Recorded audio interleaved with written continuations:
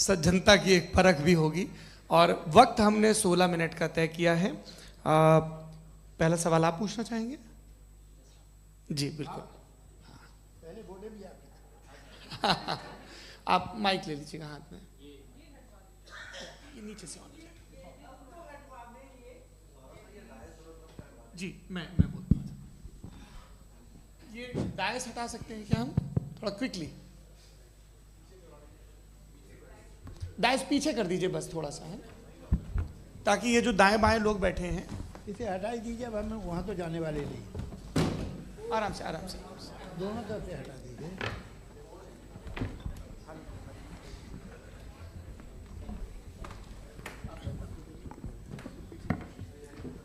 इस बीच आप लोग भी अपने अपने सवाल तैयार कर लें। ये ध्यान रखेंगे कि मैं यहाँ से सवाल लूँगा, आप लोगों को अपना हाथ ऊपर करना है, अपना नाम बताना है और अधिकतम 3 वाक्यों में अपना सवाल पूरा करना है। कई लोग सवाल की जगह भाषण देने लगते हैं, उससे आज बचना है। जी मुफ्ती साहब, पहला सवाल आपका, 16 मिनट हैं, हम दोनों लोगों के सवाल लेंगे। जी जी बहुत शुक्रिया। आपकी जो अभी बात हुई बहुत अहम थी, मैं इसको चाहूँगा कि आगे डिस्कस करूँ, लेकिन चूँकि अभी ये वो सेगमेंट है क्रॉस एग्जामिनेशन, तो सबसे पहला सवाल आपसे ये है कि जो मैं इतनी देर से कॉन्टिंजेंसी आर्ग्यूमेंट आपको बता रहा था, ये अकल से ही बता रहा था हजरत, आप ये बताएं कि आप इन्फिनिट रिग्रेस ऑफ कॉजेस को पॉसिबल मानते हैं या नेसेसरी बीइंग के एग्जिस्टेंस को सही समझते हैं? चूंकि 2 ही ऑप्शन हो सकता है, आप ये बताएं। देखिए, आपको मैं ईमानदारी से बात करूं, एक तो मैं कॉन्टिजेंसी वर्ड ठीक से समझता हूँ, और इस वक्त भी जो आपने अंग्रेजी के अल्फाज इस्तेमाल किए वो ज़रा थोड़े से मुझे डिफ़िकल्ट और कॉम्प्लिकेटेड लगे, तो आप ज़रा सिंपल ज़बान में सवाल कर सकते हैं? बिल्कुल कर सकता हूँ जी। यूनिवर्स की हर चीज़ कॉन्टिंजेंट होने का मतलब ये है कि वो अपने एग्जिस्टेंस में किसी के ऊपर डिपेंडेड है। जो भी चीज़ डिपेंडेड होगी वो चीज़ इंडिपेंडेंट नहीं हो सकती, तो उसका कोई ना कोई कॉज होगा। तो अब आप क्या समझते हैं कि ये इन्फिनिट रिग्रेस है, यानी कॉज पर कॉज, कॉज पर कॉज, कॉज पर कॉज, और कभी कोई यानी ये एंडलेसली चलता रहा? क्योंकि अगर ऐसा होगा तो हम तो एग्जिस्टेंस में आते ही नहीं। लॉजिकली ये मुत्तफक अलैह चीज़ है, मुत्तफक अलैह, अग्रीड अपॉन। ओके, इस पे हमने एग्री किया था कि मुश्किल शब्द आएगा तो अर्थ बताना पड़ेगा। तो इन्फिनिट रिग्रेस तो पॉसिबल नहीं है, तो कहीं ना कहीं आपको रुकना पड़ेगा ऐसे नेसेसरी बीइंग पर। नहीं, कोई ज़रूरत नहीं रुकने की। किसने कहा आप रुकना पड़ेगा? आप रुकते हैं खुदा पे, आप नहीं रुकते। आप कहते हैं वो हमेशा से, जब उस वक्त से जब वक्त नहीं था। आप कहाँ रुकते हैं कि अब हुआ था वो? आप नहीं कहते। हम क्यों नहीं मान सकते कि यूनिवर्स जो है और बल्कि मल्टीवर्सेस जो है वो हमेशा से हैं, वो बनती है, बिगड़ती है। एक हमारे यहाँ एक चीज़ है ब्लैक होल, वो समेट लेता है वापस, फिर ब्लास्ट होता है, फिर फैल जाता है। और इसमें हमारी तो खैर कोई औकात ही नहीं है इंसान की। एक छोटे से ज़र्रे पे हम 50-60 साल की उम्र रखते हैं, जो करोड़ों अरबों साल की कायनात है उसमें, और पैदा भी नहायत ही बेहुदा वजह से हुए थे। तो इसमें ये सोचना कि इसकी वजूहात और ये क्यों है, ये डिपेंडेंट है, ये हम देख रहे हैं, क्या मालूम। आप सोचिए कि ये जो फैल रही है कायनात, ये कहाँ फैल रही है, ये कहाँ जा रही है, और ये फैल क्यों रही है? अरे बना ली थी तुमने, रुको भैया, हाँ काफ़ी है। ये फैल क्यों रही है? ये और कौन सी कायनात जिसे मैं दूरबीन से देखता हूँ तो 2 बिलियन लाइट ईयर पे है, उससे मेरा कोई वास्ता ही नहीं है। 2 बिलियन ईयर यानी अगर मैं 80,000 माइल्स पर सेकेंड से चलूँ तो 20 करोड़ साल में वहाँ पहुँच जाऊँगा। इसकी ज़रूरत क्या थी? ये दुनिया, ये कायनात तो इंसान अशरफुल मखलूक़ात के लिए बनाई गई ना।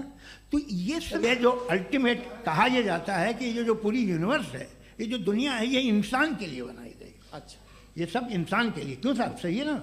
बिल्कुल, लेकिन इसका ये मतलब नहीं कि किसी चीज के पीछे रीजन आपको नहीं पता तो रीजन नहीं है, इसे कहते हैं नहीं, मुझे नहीं पता, लेकिन मेरी जिम्मेदारी नहीं है। वो बिल्कुल सही कहा था उसने, बर्टन रसल ने। आपने उसे मजाक में टाल दिया कि भाई आप एक दावा कर रहे हैं, मैं क्यों कहूँ कि ये गलत है दावा? आप प्रूफ कीजिए, मेरे पे जिम्मेदारी ही नहीं है, मैंने थोड़ी कहा है।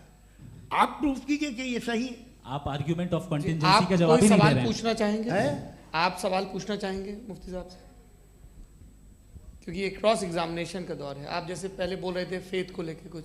मैं ये पूछना चाहूँगा कि खुदा ने जो भी रेवलेशन किए हैं, एक मज़हब के नहीं बहुत से मज़हबों में किए हैं, अलग अलग रेवलेशन है।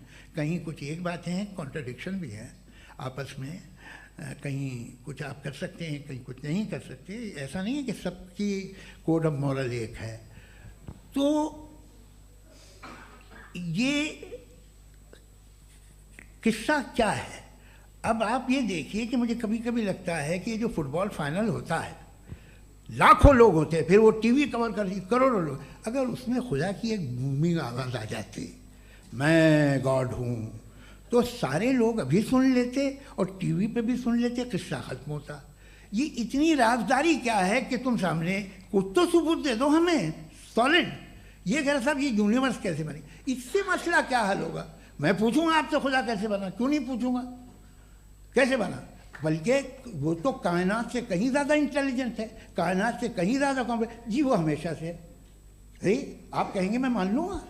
अच्छा दोयम वो कादिर मुतलक, यानी कादिर मुतलक का मतलब ओमनीपोटेंट, वो जो चाहे कर सकता है। आपको नौकरी दिलवा सकता है, आपकी अच्छी जगह शादी करवा सकता है, आपके पड़ोसी का मुकदमा हरवा सकता है, आपको जिता सकता है, सब काम करता है। थोड़ा सा माइक क्लोज जी। वो इस दुनिया को चला कैसे रहा है?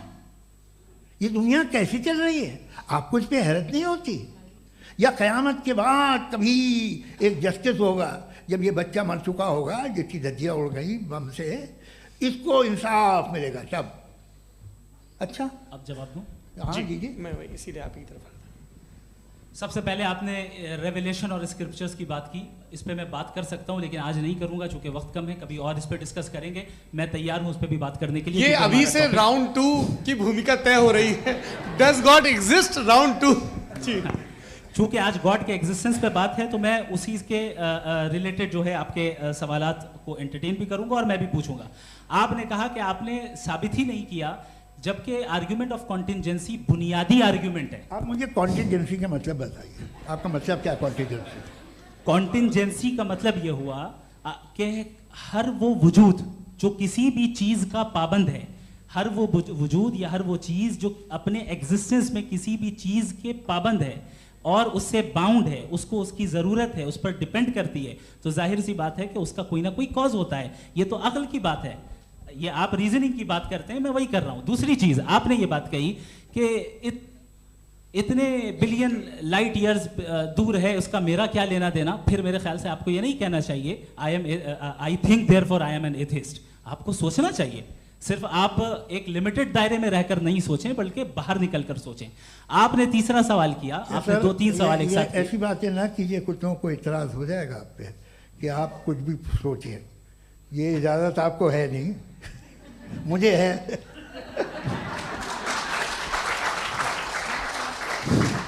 जी आपने प्रॉब्लम ऑफ इविल के ताल्लुक से सवाल किया और बार बार आप एक लफ्ज रिपीट कर रहे हैं कि ओमनीपोटेंट गॉड है, ऑल पावरफुल गॉड है। यही तो दरअसल समझना है कि गॉड का कॉन्सेप्ट क्या है। प्रॉब्लम ऑफ इविल जो है, प्रॉब्लम ऑफ इविल दर हकीकत 2 असम्पशंस पर कायम है। अगर आप इन 2 असम्पशंस को समझ जाएं तो ये प्रॉब्लम नहीं रहेगी, आर्ग्यूमेंट आपको समझ में आ जाएगी कि ये कोलैप्स कर जाता है। पॉइंट नंबर 1, यानी जो आपका सबसे पहला फॉल्स असम्पशन है कि गॉड मर्सीफुल है, ओमनीपोटेंट है, दुनिया में जुल्म हो रहा है। लेकिन आपको ये समझना चाहिए कि हमारे वर्ल्ड व्यू के मुताबिक गॉड सिर्फ ओमनीपोटेंट और सिर्फ मर्सीफुल नहीं है, बल्कि वो ऑल वाइज भी है और वो ऑल नोइंग भी है। उसके हर काम के पीछे हिकमत और विजडम है। ये कोई जरूरी नहीं है कि वो हिकमत और विजडम आपको समझ में आए या मुझे समझ में आए।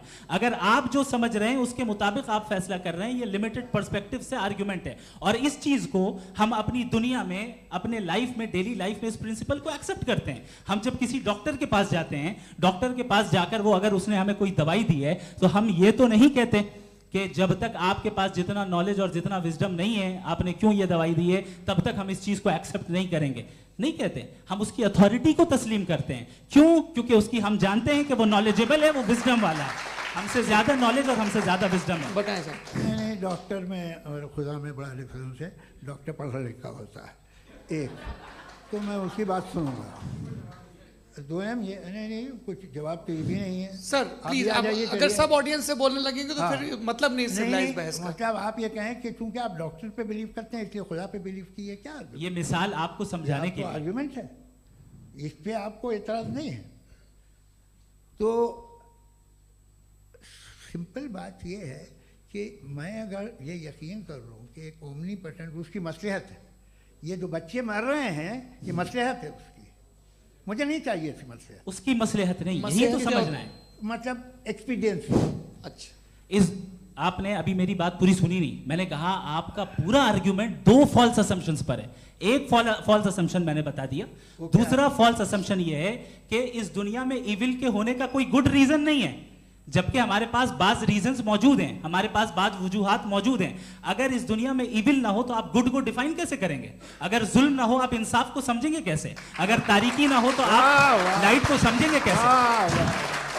बहुत अच्छे। अभी और सुन लें, अभी और बाकी है। ये तो बात बहुत पसंद आई साहब मुझे कि जब तक रेप ना हो तब तक औरतों की इज्जत का ख्याल आपने मेरा जवाब पूरा सुना ही नहीं। जब तक के बच्चों का कत्ल ना किया जाए तब तक आपको बच्चों की मासूमियत की इज्जत है। आपने पूरा जवाब सुना ही क्या नहीं। बात है, क्या आपने नुक्ता निकाला हुआ? आपने पूरा जवाब सुना ही नहीं। आप सुन लें, मेरी बात सुन लें।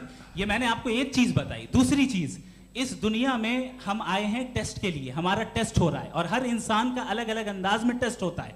और इस दुनिया में अगर इविल मौजूद है तो वो इविल जरिया है हमारे अंदर ह्यूमन नोबल क्वालिटीज को डेवलप करने का और अलग अलग फील्ड में प्रोग्रेस करने का। और अगर हमारे अंदर और इस दुनिया में इविल नहीं होता तो बताइए टेस्ट का मतलब क्या होता? अगर मैं अपने स्टूडेंट को एमसीक्यूज दूं और उसमें सिर्फ राइट आंसर लिख कर दे दूं और कहूं तुम्हारा टेस्ट हो गया, ये मीनिंगलेस है। इस दुनिया में अगर हम टेस्ट के लिए आए हैं तो जाहिर है गुड एंड इविल दोनों मौजूद है। तो अगर गुड एंड इविल दोनों मौजूद है तो ये इविल भी खुदा का बनाया हुआ है। जी हाँ, खुदा का बनाया हुआ है। लेकिन अच्छा चलो अच्छी बात। जी बिल्कुल, तो बिल्कुल खुदा ने मतलब बनाया। अभी तो ये है कि जो मेजॉरिटी है दुनिया में वो इविल है, तो ये खुदा एक्चुअली इविल के साइड पे लग रहा है मुझे। बिल्कुल भी नहीं, मैं बताता हूं। मेजॉरिटी में तो वो है।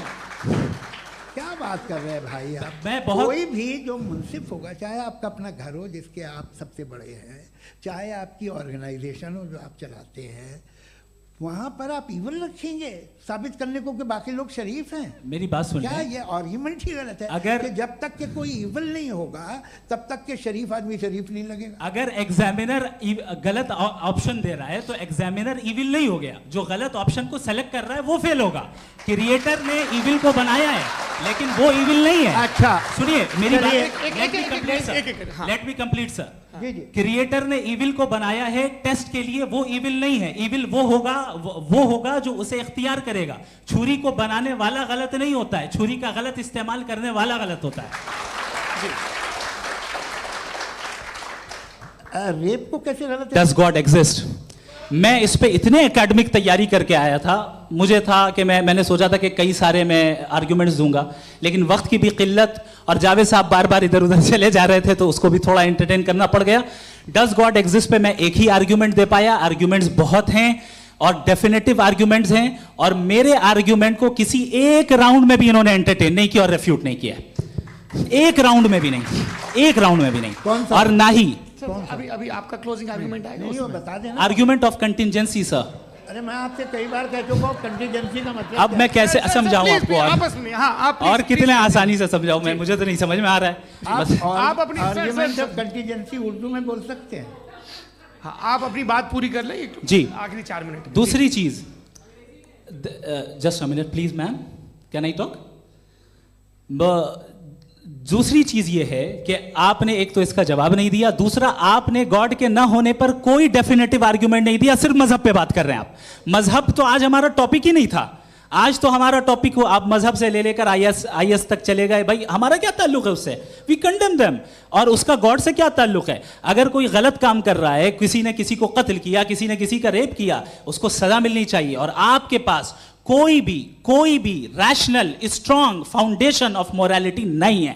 आपने कहा कि मेजॉरिटी तय करेगी सोसाइटी की, वो सही होगा। मैंने कहा हिटलर को फिर आप सही कहेंगे, नहीं, प्लैनेट की सोसाइटी की मेजॉरिटी तय करेगी। तो प्लैनेट की मेजॉरिटी गॉड के एग्जिस्टेंस को मानती है, आप कह रहे हैं ये रिलीजियस है।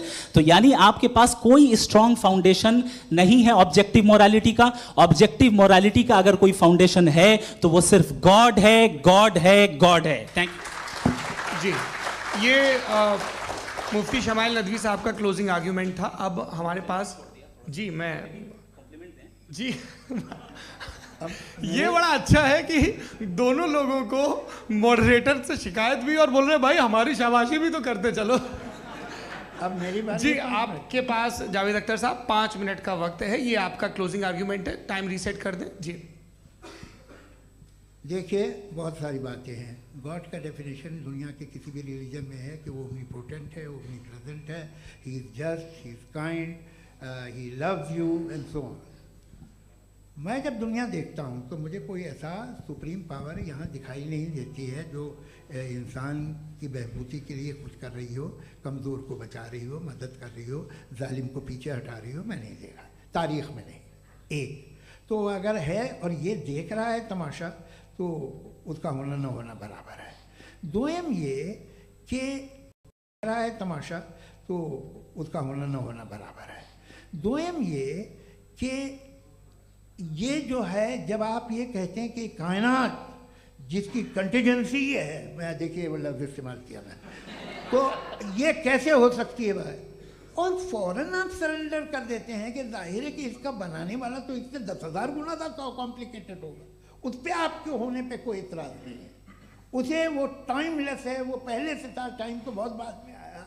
ये सब आप मानने को तैयार है जिसका आपके पास कोई सबूत नहीं, आपके पास कोई रीज़न नहीं। आपकी तारीख क्या है मज़हबों की? बिलीफ की, जो खुदाओं का बिलीफ है, ये कॉन्स्टेंटली गलत साबित होता रहा है। मतलब आप कहें कि अरिस्टोटल के ज़माने में तो सब जाहिल थे, वो भी इतने ही यकीन से खुदा पे यकीन रखते थे, जो अब नहीं रहा। ये भी नहीं रहेगा, आप लिख लीजिए। और इसके आसार आपको दुनिया में दिखाई देना शुरू हो चुके हैं। ये बहस क्या आज से 100 साल पहले इस तरह हो सकती थी?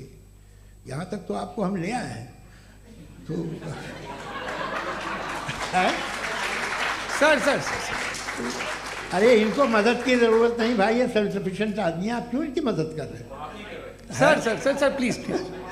तो ये जो है तमाम बातें अपनी जगह हैं। ये एक पैकेज है। आप अकेले, कोई आदमी ऐसा नहीं जो सिर्फ गॉड को मानता हो, उसके साथ बहुत पैराफर्नेलिया आता है, अलग अलग पैराफर्नेलिया आते हैं। They have always created chaos in the society.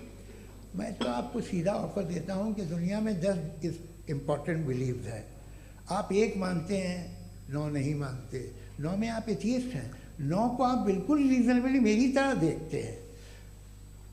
तो 90 मजहबी आदमी भी 90% एथियस्ट है, वो दूसरे खुदा नहीं मानता, एक खुदा मानता है अपना वाला, बाकियों को कहता है गलत है। अगर आप मानना ही बंद कर दें तो आपका 10% चांस है कि आप सही हैं और 90% चांस है कि आप गलत हैं। मेरा मशवरा है, आप मानना छोड़ दिए तो 50% चांस होगा कि आप सही हैं और 50% चांस होगा, 40% आप गेन करेंगे बाय बिकमिंग एन एथियस्ट।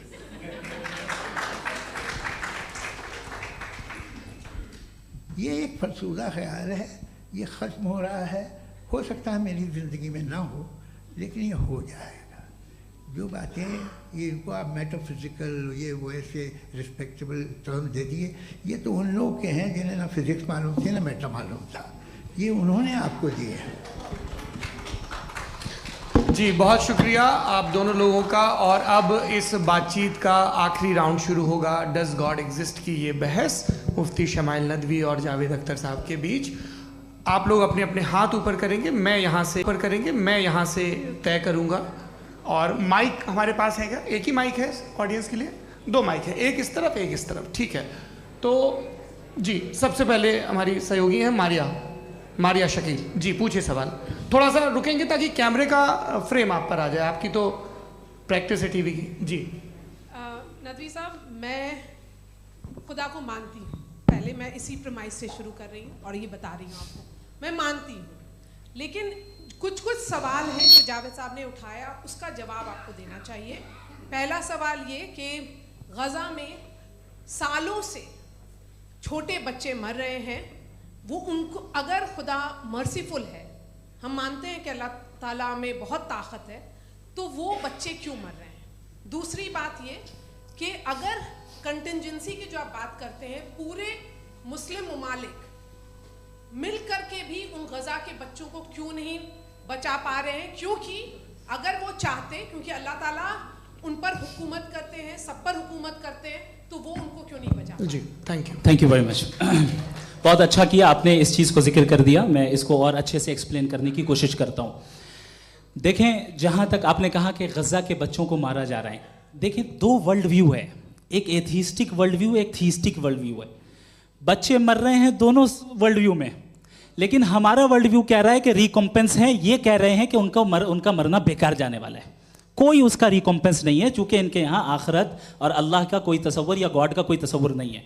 आपने ये सवाल किया कि गॉड मर्सीफुल है, क्यों नहीं रोकता? ये मैंने बताया कि ये मिसकंसेप्शन है लोगों के दरमियान कि गॉड को सिर्फ मर्सीफुल और ओमनीपोटेंट समझते हैं। गॉड के सिर्फ यही दो एट्रीब्यूट्स नहीं हैं, गॉड के कई सारे एट्रीब्यूट्स हैं, उनमें से अल हकीम भी है, उनमें से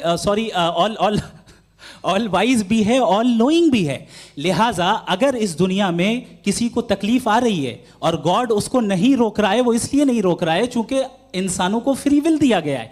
ठीक इसी तरीके से अगर एक डॉक्टर किसी छोटे बच्चे को इंजेक्शन लगा रहा है, उसे तकलीफ पहुंच रही है, उसके लिमिटेड पर्सपेक्टिव के एतबार से ये गलत हो रहा है। Cold day, isn't it? Yes, it is more cold today. Perspective के एतबार से ये गलत हो रहा है और डॉक्टर बुरा है। लेकिन जब आप ब्रॉडर पिक्चर को देखेंगी, आपके और हमारे पास सिर्फ एक पिक्सल है, हमें इतना नजर आ रहा है कि गजा में कत्ल हो रहा है, लेकिन इसके पीछे कितना रिकॉम्पेंस उनको मिलने वाला है, पूरा पिक्चर गॉड के पास है। तो एक पिक्सल से आप पूरे पिक्चर को कभी भी जज नहीं कर सकती। आप इसमें कुछ जोड़ना चाहेंगे? आपको कुछ बोलना है इसमें? भैया आपने बहुत अच्छा जस्टिफिकेशन दिया।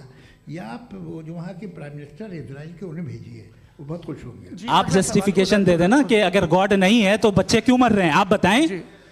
वो ये सवाल पूछ रहे हैं कि अगर आप ईश्वर का अस्तित्व नहीं मानते हैं तो उन बच्चों की मौत को आप कैसे इंटरप्रेट करते हैं? भाई ये दुनिया जो है, जो ताकतवर लोग होते हैं वो एक नाइंसाफी करते हैं। तो ये अच्छा काम है आपके नजदीक, तो नेचर नाइंसाफी पे मबनी है। अरे मेरे भाई, आप नेचर की कहाँ बात कर रहे हैं, तो इंसान की बात। तो फिर जब मैं इंसान की बात कर रहा था, आप नेचर की बात करने लग गए। क्रॉस एग्जामिनेशन नहीं। हाँ, अब आप मुझे बोलने नहीं देंगे तो अलग बात है, आप बोलिए, मैं मुझे कोई चीज नहीं। जी नहीं, ये क्रॉस एग्जामिनेशन। मुझे बोल तो लेने दीजिए। जी बोलिए। क्या बात ये है कि ह्यूमन सोसाइटी तभी साथ में रह सकती है जब वो मोहब्बत से, एकता से, एक दूसरे के एहतराम करके रहे। इसके अलावा पॉसिबल नहीं है, अकेले तो इंसान रह नहीं सकता। वहाँ पर कुछ लोग हैं जो फाउल करते हैं, वो फाउल हम हमेशा से तारीख में होता आया है। आज ये हो रहा है, जो हो रहा है बहुत बुरा हो रहा है, बहुत जालिमाना है, बहुत जाबराना है। उसको आप कहें कि ये बच्चों को कॉम्पनसेशन मिल जाएगा या इसकी इंजेक्शन है, इंजेक्शन तो हेल्थ के लिए दिया जाता है।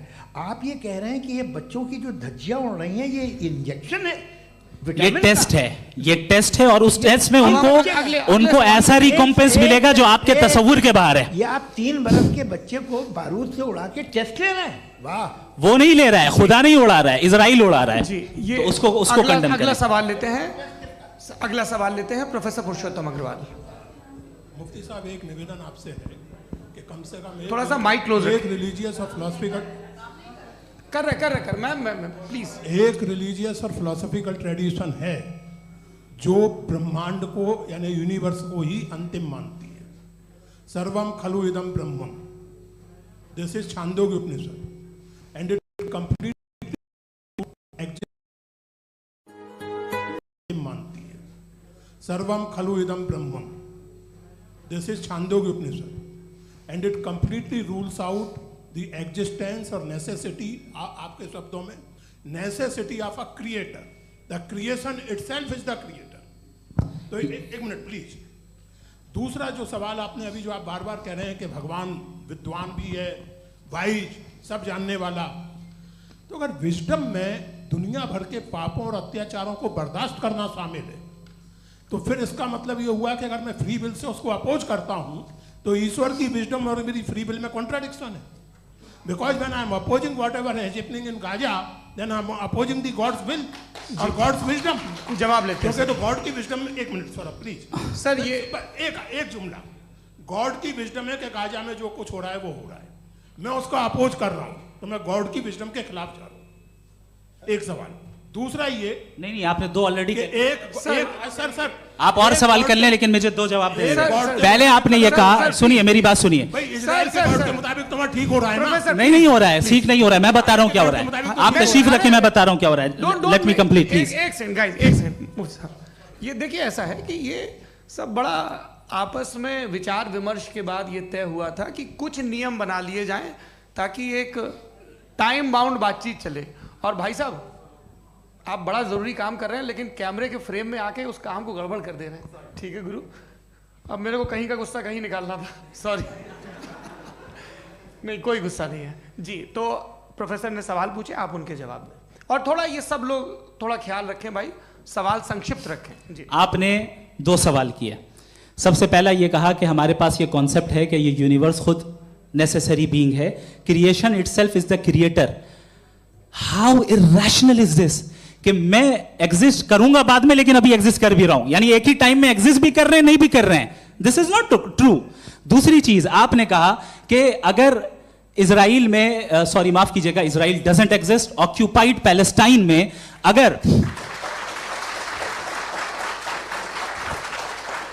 अगर ऑक्यूपाइड पैलेस्टाइन में बच्चों को मारा जा रहा है फ्री विल की वजह से और गॉड नहीं रोक रहा, ये कॉन्ट्रडिक्शन है। ये बताइए कि एक एग्जाम में एक बच्चा गलत आंसर लिख रहा है, सुनिए, एग्जामिनर चाहे तो रोक सकता है, क्यों नहीं रोक रहा है?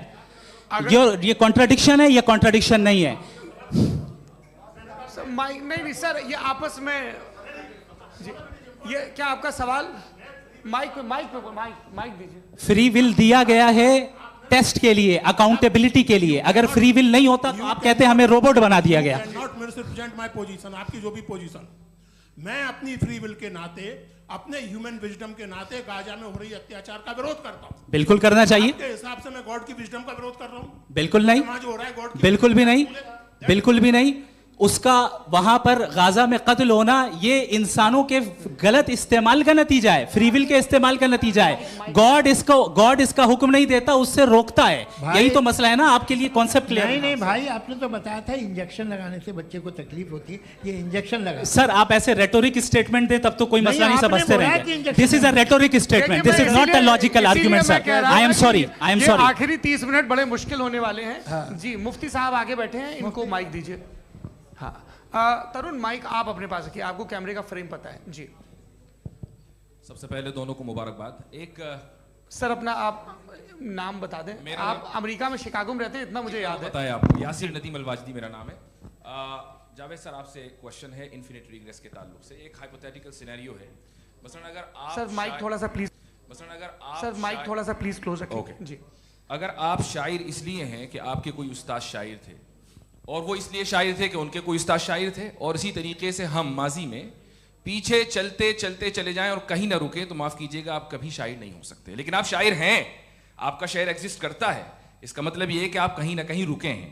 तो मेरा सवाल ये है कि क्या आप इन्फिनिट रिग्रेस ऑफ कॉजेस को लॉजिकल फैलेसी मानते हैं या नहीं मानते? हाँ या ना?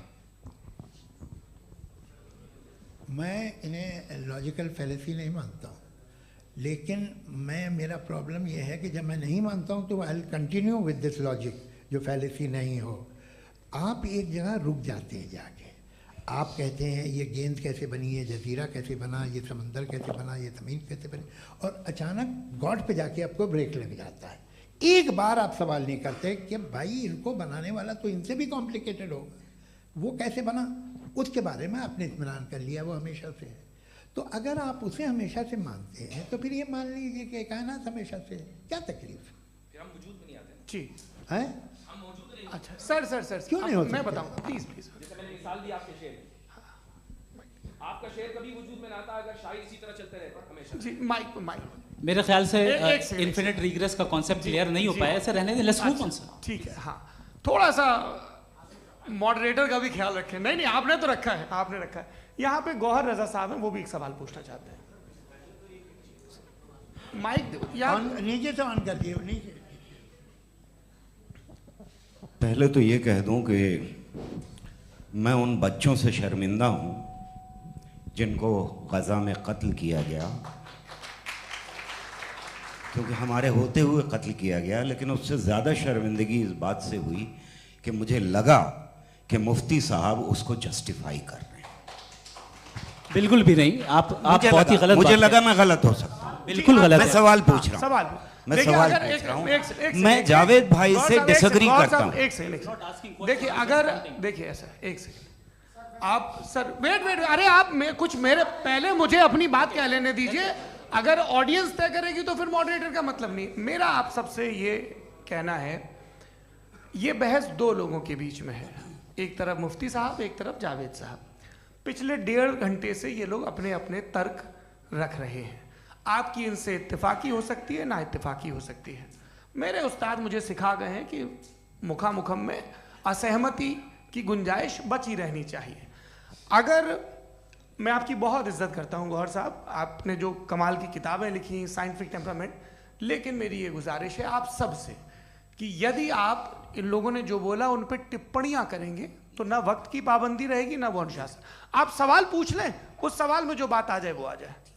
मैं जावेद साहब से डिसएग्री करता हूँ, इसलिए जावेद साहब से सवाल पूछ रहा हूँ। आपका सवाल जावेद अख्तर साहब से। और सवाल ये है मेरा कि जावेद साहब ने कई बार लॉजिक का इस्तेमाल किया कि साइंस में लॉजिक है और रिलीजन में लॉजिक नहीं है। मेरा ख्याल ये है कि रिलीजन में भी लॉजिक है, लेकिन उस लॉजिक की बेसिस ये है कि आप रुक जाते हैं, जिसका जिक्र जावेद साहब ने बार बार किया, यानी खुदा के तसव्वुर पे आते हुए, गॉड के तसव्वुर पे आते हुए रुक जाते हैं। और इसमें सवाल पूछना मतलब फॉरबिडन होता है। सवाल ये है कि क्या जावेद साहब इससे एग्री करते हैं कि साइंस की लॉजिक अलग है और रिलीजन की लॉजिक अलग है? बताइए सर। देखिए, 3 चीज़ें हैं, साइंस है, एक है मंतिक है, इस्तिदलाल है, और एक जो है कुछ भी नहीं है, फेथ है, अकीदा है। मैं अकीदे की लॉजिक का कायल नहीं हूँ। मुझे आप इस्तिदलाल से, लॉजिक से, रीज़न से समझाइए, मैं मानने को तैयार हूँ, मेरा क्या नुकसान होगा। लेकिन ये कि अकीदे पे मैं नहीं जा सकता हूँ। अकीदे का मतलब है कि तुम ये मान लो, सवाल ना करो, ये नहीं। आप सारी बातें करके, बड़ी साइंटिफिक बातें करके एक जगह जाके खुदा के हुदूद पे रुक जाते हैं, सरेंडर कर देते हैं। मैं सरेंडर करने को तैयार नहीं। That's all. जी, ये आगे सर बैठे हुए हैं, इनको माइक दीजिए। भाई वो आप पूछना चाह रहे थे ना भाई? हाँ, नहीं मैं ये, थैंक यू जी। आपका नाम? आसिम इफ्तिखार। आसिम जी, पूछिए। सर, जावेद सर से सवाल है कि आपने अपने क्लोजिंग, माइक थोड़ा करीब है। अपने क्लोजिंग स्टेटमेंट में ये बात कही थी कि मज़हब का जो फ्यूचर है वो ज़्यादा दिन नहीं जाने वाला है। लेकिन मैं देख पा रहा हूँ कि जो ऑक्सफोर्ड यूनिवर्सिटी की एक स्टडी है 2011 में हुई है, जिसके 50 एकेडमिशियंस ने इसको अंजाम दिया था, उसमें वो ये कहते हैं कि जो फेथ इन गॉड है वो इनबिल्ट है ह्यूमन नेचर के अंदर, जिसको हम कहते हैं फितरत के अंदर शामिल है वो। और वो ये कहते हैं कि अगर कोई ये समझता है कि मज़हब को वो ख़त्म कर देगा तो ये उसकी गलत फहमी है। तो आप इसके बारे में, इस स्टडीज़ के बारे में क्या कहते हैं? ठीक है, मैं उनसे एग्री नहीं करता हूँ। वो कौन से प्रोफेसर होंगे? ऐसा उनके क्या पास डेटा है, इन्होंने डेटा के बेस होगा। डेटा क्या हो सकता है? फ्यूचर का डेटा तो नहीं हो सकता ना उनके पास, प्रेजेंट का डेटा हो सकता है। डेटा आपने सुना 100 साल पहले का बाद का डेटा? मैंने तो नहीं सुना आज तक। तो आज उनकी ये राय है और होगी राय, ठीक है। दुनिया में तरह तरह की। हेलो, होला, बॉन्जूर। 3 रीजनेबल और लॉजिकल होता जा रहा है। आज आप देखिए वेस्टर्न यूरोप में क्या परसेंटेज है नॉन बिलीवर्स की, बहुत हाई। वहाँ चर्च खाली पड़े होते हैं। तो अल्टीमेटली तो इंसान कोई ऐसी बात बहुत अरसे तक नहीं मान सकेगा, चाहे गलत या सही, जो उसे, उसके दिमाग को, उसके जहन को, उसकी लॉजिक को अपील न करे। वो कह रहे हैं तो ऑक्सफोर्ड के होंगे तो कैम्ब्रिज के होंगे, तो मुझे क्या लेना देना। उनका डेटा मुस्तकबिल का नहीं हो सकता है। जी। दीपक, हाँ पूछिए। मैं आऊँगा अभी, पीछे की साइड भी आऊँगा, माइक वहीं भेजूंगा 2-3 सवाल के लिए। जी जावेद साहब, आपसे सवाल है। नमस्ते। अरे भाई सर अगर आप ही लोग को तय करना है तो फिर 200 लोग तय कर लें। ये एक साहब नहीं sir, please don't do this sir. Sir everybody has a right sir, but we can only take selected questions. No sir ये यंग लोग भी हैं आराम तो इनकी ये अब उतने यंग, भाई आप यंग हैं कि नहीं हैं? वो कह रहे हैं वो भी यंग हैं साहब, आप उनकी नौजवानी पर दावा उनको ही करने थे। हाँ मुफ्ती साहब आप यंग, हाँ पूछे। अरे भैया सर मेरा सवाल ये है, कुछ इनसे भी तो पूछो जी। नहीं बस आपसे एक सवाल है। जैसे थीस्टो के पास अपने जो ईश्वर को मानते हैं उनके पास अपने सोशल गेट टुगेदर्स हैं, 5 रोज़ा क्रिसमस आने वाला है, होली है, दिवाली है, ईद है। एथिस्ट क्या ऑफर कर रहे हैं? मतलब मैं इनकी दुकान से बोलूं मैं आना चाहता हूं उस तरफ, पर मैं अट्रैक्ट नहीं हो पा रहा हूं। मैं सोशल गेट टुगेदर्स क्या है आपके पास? वो ये कह रहे हैं कि जो धार्मिक लोग हैं, अलग अलग धर्म के लोग, उनके उत्सव त्योहार कॉन्ग्रेगेशन बहुत हैं। अब आपको मैं एक सुनाता हूँ, यहाँ हिस्टोरियन भी बैठे हैं। मृदुला जी आप बताइएगा सही है कि नहीं। ये एक कॉन्स्टेंटाइन एक ग्रीक रोमन बादशाह था जो क्रिश्चियनिटी आने के 400 साल बाद उसने डिसाइड किया कि मैं क्रिश्चियन हो जाऊंगा, मेरी पूरी स्टेट कैंसिल हो जाएगी। उस ज़माने में ऐसे ही होता था, राजा जो धर्म इख्तियार करता था वो जनता भी कर लेती थी। वो थे मर्चेंट, तो उससे पैसा चाहिए था, तो उसने कहा यार क्रिश्चियन हो जाओ। तो उसने अपने वजीर से कहा कि भाई ये हिस्ट्री है कि अब हम लोग क्रिश्चियन हो जाते हैं। कहते सर हो जाएंगे, कोई प्रॉब्लम नहीं है, लेकिन एक प्रॉब्लम ये है कि 17 दिसंबर से 25 दिसंबर तक जो पेगन फेस्टिवल होता, जो पेगन्स थे वो लोग, जो फेस्टिवल होता है वो बंद हो जाएगा, इसलिए कि हम क्रिश्चियन हो गए तो होगा नहीं। तो वो बच्चों को बहुत बुरा लगेगा, पब्लिक को बहुत इन्जॉय करते हैं, खासतौर से 25 को मेन डे। उसने कहा हाँ ये तो सही कह रहे हो। ये जीसस क्राइस्ट की पैदाइश कब थी? कहते साहब वो अप्रैल में थी। नहीं कट करो, वो 25 दिसंबर को है। यह हकीकत है जी। और 400 साल बाद क्रिश्चियनिटी के अप्रैल से दिसंबर ले आए, और इसलिए कि यहाँ पेगन फेस्टिवल होता था। अब मनाते हैं आप आराम से। ये जो सारे फेस्टिवल हैं ये रिलीजन से, हर एक को एक इंटरटेनमेंट डिपार्टमेंट चाहिए होता है अपनी कंपनी चलाने के लिए। तो ये रिलीजन ने, ये सेकुलर त्यौहार थे जिन्हें रिलीजन्स ने ले लिया है। ये मौसम के थे, फसलों के थे, किसानों के थे, उसको आपने लेके रिलीजियस रंग दे दिया। ये कोई रिलीजन से थोड़ी आए आप। अच्छा हमें देखिए, हम तो मुल्द हैं, हम ईद मनाते हैं, हम दिवाली मनाते हैं, हम होली मनाते हैं, हम क्रिसमस मनाते हैं। बम्बई की फिल्म इंडस्ट्री की सबसे बड़ी होली हमारे घर में, सबसे बड़ी ईद हमारे घर में। वो हमारे सोशल वो है, हमारे हेरिटेज है। ऐसा थोड़ी है कि we will throw the baby along with the water. ये तो अच्छी चीज़ है, इन्हें रखो, जो बेकार है फेंक दो। जी हाँ हेलो जी, मेरा सवाल नादवी जी से है। जैसा कि आपने बोला कि गॉड टाइम के भी परे हैं और गॉड इतनी कॉम्प्लेक्स चीज़ है कि उसे ह्यूमन माइंड समझ नहीं सकता, और गॉड ने अर्थ पे फ्री विल भी दे दी है, तो आप अपना वक्त ज़ाया क्यों कर रहे हैं गॉड के बारे में बात करके? अपन को तो बात करनी चाहिए कि सोसाइटी को बेहतर कैसे करें। जी मैं, गॉड वही बताता है सोसाइटी को कैसे बेहतर करें। अभी मैं आपका जवाब देता हूँ। आपने कहा कि टाइम पे वो एग्जिस्ट नहीं करता, सो मेरा सवाल ये है कि जैसा आपने बोला कि गॉड बहुत ही कॉम्प्लेक्स चीज है, मैंने कहा ही नहीं कि कॉम्प्लेक्स है, तो आपके अल्फाज हैं। कॉम्प्लेक्स का लफ्ज गॉड के लिए सुइटेबल नहीं है। क्यों? क्योंकि कॉम्प्लेक्स वो चीजें होती हैं जो ऑब्जेक्ट हो। God is not an object जिसको आप इंस्ट्रूमेंट के जरिए लेबोरेटरी में जाके टेस्ट करें, oh it's very complex. No, वो कोई कार का इंजन नहीं है। वो फिलोसॉफिकली नेसेसरी बीइंग ऐसी बीइंग है जो सिंपल बीइंग है। हाँ, आप उसको मुकम्मल तौर पे उसकी तमाम हिकमतों को जान ले और हर चीज को जान ले, ये पॉसिबल नहीं है, क्योंकि वो ऑल वाइज है, आप ऑल वाइज नहीं है, और वो खुदा है, वो आपको सारी चीजें बता दे, ये जरूरी नहीं। मेरा सवाल ये नहीं था, मेरा सवाल ये था कि जब गॉड इतना परे है इस दुनिया से कि उसने अर्थ पे फ्री विल भी दी है, हम सब ह्यूमंस की फ्री विल है, और जो सोसाइटी में हो रहा है वो अपन लोग डिसाइड करेंगे, तो अपन लोग डिसाइड नहीं करेंगे ना, अपन लोग डिसाइड नहीं करेंगे। गॉड जो है, गॉड ने वो उसकी जात, उसकी एग्जिस्टेंस टाइम एंड स्पेस से परे है, लेकिन वो हमारा टेस्ट ले रहा है और उसी गॉड ने हमें बताया कि तुम्हें क्या करना है क्या नहीं करना है, तो जाहिर उस गॉड की बात सुनेंगे ना हम। जी, वो पीछे एक चश्मा लगाए जो मैम खड़ी हैं, उनको दीजिए। हाँ आप जी जी बिल्कुल आएंगे। देखिए मैं कोशिश कर रहा हूँ सब तरफ जाने की। हाँ उनको दीजिए माइक। जी हेलो सर, मैं ओमनी प्रेजेंट नहीं हूँ, टाइम पाबंद हूँ और जहाँ तक कोशिश कर सकता हूँ करूँगा। जी, अपना नाम बताइए। मेरा नाम उर्सुला है, मैं दिल्ली यूनिवर्सिटी की एक स्टूडेंट हूँ और मैं स्टूडेंट फेडरेशन ऑफ इंडिया से हूँ।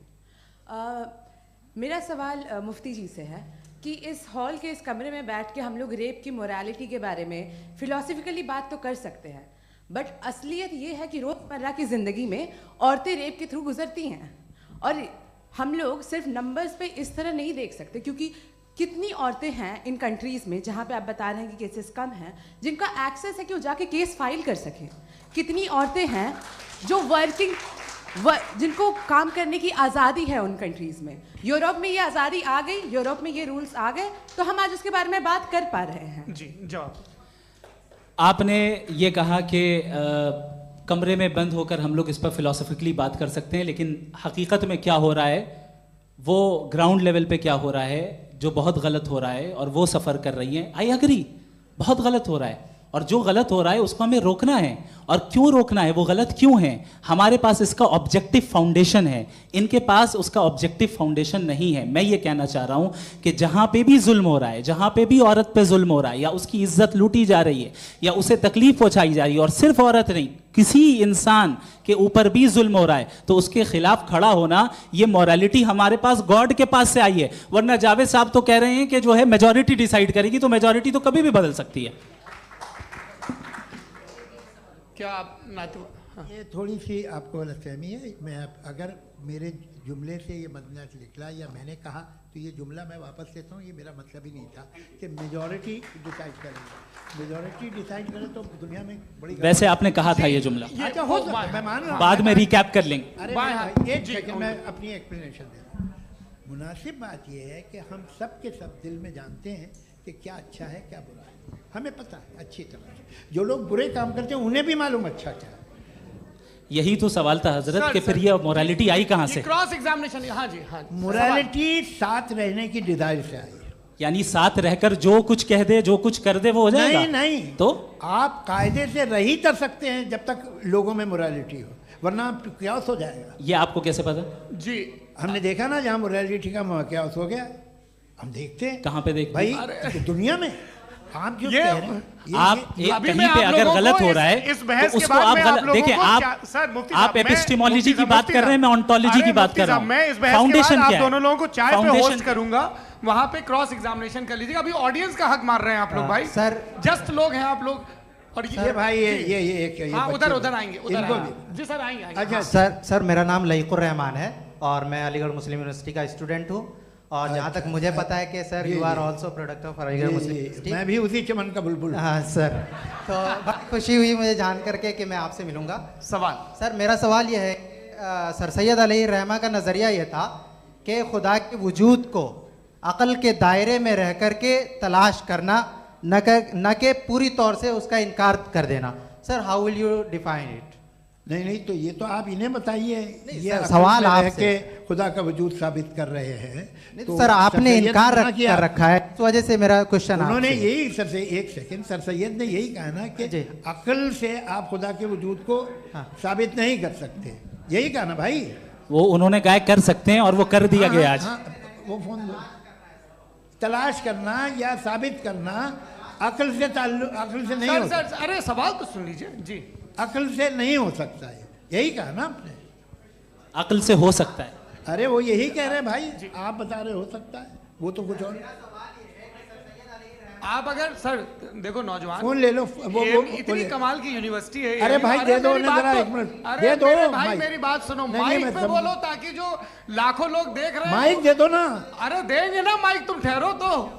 हाँ सर, मेरा सवाल ये था कि सर सैयद अलैहिर्रहमा का एक नज़रिया था अपना कि खुदा का जो वजूद है उसको अक़ल के दायरे में रह कर के तलाश करना है, न कि पूरे तौर से इनकार कर देना है। ये उनका कॉन्सेप्ट था। लेकिन मेरा सवाल ये है कि आप इसको कैसे डिफाइन करते हैं, एक्सप्लेन कैसे करेंगे? मैं आपसे जानना चाहता हूँ, क्योंकि you are the product of Aligarh Muslim University. मुझे अक़ल के दायरे में रख के मैंने बहुत तलाश की, मुझे मिला नहीं। हाँ, ये इधर वो चश्मा लगाए जो, हाँ उनको दे दीजिए। जी जी फटाफट पूछिए, बस 5 मिनट है, 5 मिनट में खत्म हो रहा है। हाँ अस्सलाम वालेकुम मुफ्ती साहब। एंड मेरा सवाल जावेद अख्तर साहब से। क्या नाम है आपका? अरे भैया सब मुझे तो पूछ रहे हो हाँ, फैज पूछिए फैज साहब। तो मेरा सवाल ये है कि अभी जो एथियस्ट है वो problem of evil argument use कर रहे हैं अगेंस्ट मुस्लिम्स, राइट? कि इस दुनिया में इतना सारा ईविल है और अगेंस्ट मुस्लिम तो यहाँ अगेंस्ट थियस्ट। हाँ थोड़ा सा करेक्ट कर लीजिए भाई, पूरी मशक्कत ही इसी बात की थी कि किसी एक मजहब पे बात न टिके। जी, तो बेसिकली ये आर्गुमेंट ऐसा है कि इस दुनिया में इतना ज़्यादा ईवल एग्जिस्ट करता है और अगर एक ऑल गुड गॉड है तो वो रोकता क्यों नहीं है? लेकिन इस सवाल में एक हिडन अजम्पशन ये है कि इस दुनिया में ईवल एग्जिस्ट करता है। अब एथियस्ट ये कैसे ऑन्टोलॉजिकली प्रूव कर सकते हैं कि इस दुनिया में ईवल एग्जिस्ट करता है? मैं आपको बताता हूँ, थोड़ा सा समझा। नहीं सर, हम लोग इनको सुनने आए। नहीं please don't do that. I want to explain ontologically. नहीं हम समझ गए सर, इनको अब जवाब देने दीजिए। अच्छा सवाल पूछ लो। मैं अभी तक क्या था वो मैं थोड़ा सा ऐड ऑन कर लेता हूँ। तुम गुरु, तो हम जब इसका राउंड 13 करेंगे ना तब तुमको स्टेज पे बिठाएंगे। जी तो हाँ जल्दी से।